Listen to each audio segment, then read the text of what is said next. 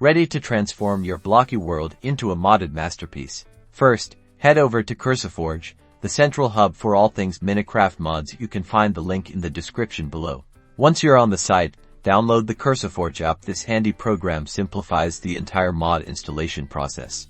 Run the downloaded installer and follow the on-screen prompts to get CurseForge set up on your computer. It's usually a next, finish kind of thing.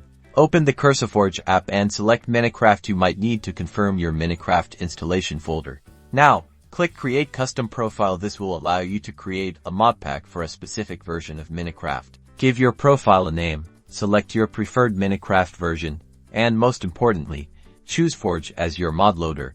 Click Create, then select the new profile, and click on the profile page. Now click Add More Content and search for whatever mods you want.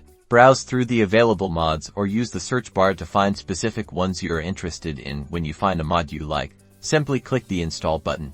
CurseForge will automatically download and install the mod for you. Wait for the installation to complete. Finally, click the play button on your newly modded profile. This will launch Minecraft with all your selected mods loaded and ready to go. Congratulations! You've successfully installed mods in Minecraft. Now go explore all the exciting new possibilities.